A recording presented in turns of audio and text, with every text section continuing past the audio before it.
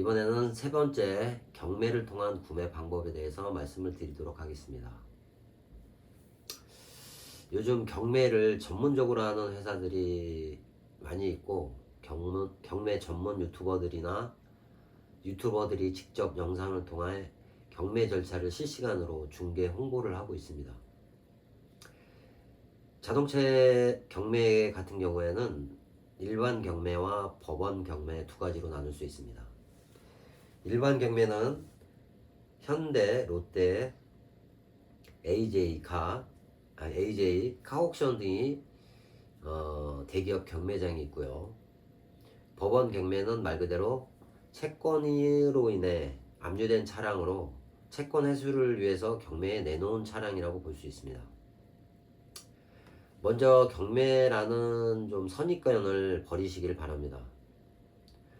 일단 무조건 쌀 거라는 생각에서 경매 대리업체를 통해서 경매에 나온 차량을 구입하시려고 하고 계시는데, 일반 경매 같은 경우 과열 경쟁으로 인해 낙찰가가 높고 낙찰될 차량의 가격과 제방 경비를 포함해 보면 시중 중고자동차 판매하는 엔카나 KB 시세를 보면 크게 차이를 느낄 수가 없습니다. 제방 경비를 보더라도 낙찰 수수료 3%, 경매 대행 수수료가 30에서 한 50만 원 정도, 그리고 상사 매도비가 44만 원이 들어갑니다. 그리고 상품화 작업이 안 된 차량들이 경매 낙찰 후 차량 수리 비용과 상품화 작업까지 들어간다고 생각한다면 그냥 일반 플랫폼에 나와 있는 차량들과 가격 차이는 거의 느끼지 못할 겁니다. 요즘 같은 중고차가 귀한 시기에는 더한다고 보시면 됩니다. 그리고 다양한 차량이 없다는 게 단점입니다. 여기서 상사 매도 관리비 44만 원을 왜 내냐고 반문하시는 분들이 있는데, 일반인들은 경매를 참여할 수가 없고 상세에 속한 딜러들이나 수출업자들이다 보니 소속된 상사나 업체로 경매 낙찰 후 이전 등록을 해서 다시 차량 구매를 신청한 고객님께 인도하면서 발생된 금액이라고 보시면 됩니다. 나머지 절차는 이전비는 따로 내셔야 하기 때문에 중고자동차 상사 구매 방법과 비슷하다고 보시면 됩니다. 다음은 법원 경매입니다. 법원 경매 물건은 싸다는 게 장점입니다. 그리고 별도 매도비와 같은 수수료를 지불하지 않아도 됩니다. 1회 유찰 시 감정평가사가 책정한 금액에서 20에서 30% 정도는 할인된다고 보시면 됩니다. 낮은 가격이 나온 이유가 유찰이 많이 될수록 가격은 최저 매각가로 정해져 있기 때문입니다. 단점으로는 차량 상태를 파악하기 어렵고 장기간 방치되어 있습니다. 성능 검사를 받지 못한 차량들이다 보니 보험 이력만 파악할 수 있습니다. 두 번째는 경매 건수가 작아 원하는 차량을 찾기가 힘듭니다. 별도로 경매를 하는 회사에 수수료를 지불하고 맡길 수도 있지만 그럼 싼 가격이라는 메리트가 많이 떨어집니다. 이전에 필요한 비용은 매도비와 알선 수수료 빼고 똑같다고 보시면 됩니다. 마지막으로는 알선 구매입니다. 먼저 차량을 구매하고자 한 분이 차량에 대한 기초 지식이 없고 원하는 차량을 손쉽게 구하고자 할 때 보통 알선 구매를 합니다. 여기에서 꼭 알아보아야 할 사항은 알선 딜러가 정식으로 중고자동차 딜러조합에 등록된 정식 회원인지 상사를 가지고 있는지를 먼저 꼭 체크하셔야 합니다. 간혹 편법으로 그 딜러가 직접 알바생을 구해서 그 알바생이 직접 차량 알선을 합니다. 그리고 계약서 쓸 때만 그 딜러가 와서 직접 써주는 이런 편법들을 사용하고 거기에서 나온 알선 수수료를 나눠 먹는 그런 딜러들이 있습니다. 이런 딜러들은 그냥 버리시면 됩니다. 구매자에게 차량을 구매한 후 차량 이상이 있으면 책임을 전가하거나 아예 연락이 안 되는 경우도 있고 수수료 자체가 남들보다 비싸게 받는 확률이 높습니다. 알선 수수료라는 게 중고차 시장에서 암묵적으로 2.2%를 요구하고 있지만 고가의 차량일 경우 조율할 필요가 있습니다.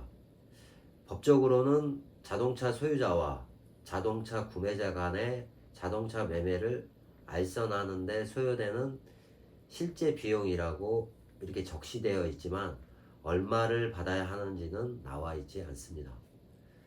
그래서 알선 딜러에게 주는 수수료를 정직하게 차량을 구매해주고 합리적인 수수료를 받는다면 문제될 게 없다고 봅니다. 그리고 진단평가사를 통한 알선 구매를 보통 많이들 하시는데 보편적으로 수수료 부분은 30에서 50만원 선으로 정해져 있습니다. 근데 평가사들은 자동차를 매칭해 드리지는 못합니다. 차량 구매 고객께서 직접 차량을 알아보고 최종 선택 후 차를 보러 가실 때 평가사를 불러 차량 진단과 이전 등록 정도를 해준다고 보시면 됩니다. 진단 평가사는 중고차 조합에 등록된 정식 딜러가 아니므로 차량을 선발 판매하는 판매하기에는 원칙적으로 불법입니다. 차량 판매 알선은 중고자동차 조합에 등록된 정식 딜러만 할 수 있다고 보시면 됩니다. 이 점을 잘 파악해 보시고 차량 구매 시 참고하시기를 바랍니다. 이렇게 알선 딜러를 섭외 후 구입한 차량 종목과 옵션 그리고 소유할 예산을 책정해서 협의를 합니다. 그러면 알선 딜러는 차량을 3대에서 5대 정도를 매칭해 주고 선별하게끔 도와줍니다. 여기서 매칭된 차량은 손쉽게 정보를 확인할 수 있는 곳 엔카나 KB 같은 데를 통해 차량 정보를 다시 한번 확인해 봅니다. 그래야 그 차량에 대한 믿음이 어느 정도는 갑니다. 그리고 나서 고른 차량을 알선 딜러와 직접 가서 보는 것을 추천해 드립니다. 알선 딜러가 믿을 수 있는 사람이거나 지인이라면 믿고 맡길 수 있지만 누군가의 소개나 직접 선별한 알선 딜러라면 차량을 보실 때 같이 방문하시는 게 좋습니다. 알선 딜러가 구매하고자 한 차량을 얼마나 꼼꼼히 체크하는지 가격을 어느 정도 조율해 주는지를 보면서 알선 딜러에 대한 믿음이 생깁니다. 그리고 나서 이전 등록까지 다 마치고 차후 AS까지 꼼꼼히 설명을 듣고 나머지는 수수료를 지불하면 됩니다. 보통 한번 알선 딜러의 믿음이 생긴 고객들은 차후 중고차 구입 시 다시 그 알선 딜러를 찾게 됩니다.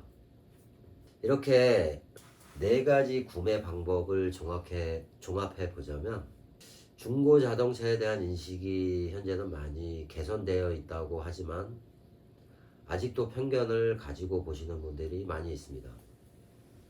말 그대로 중고 자동차는 남이 사용했던 차량입니다.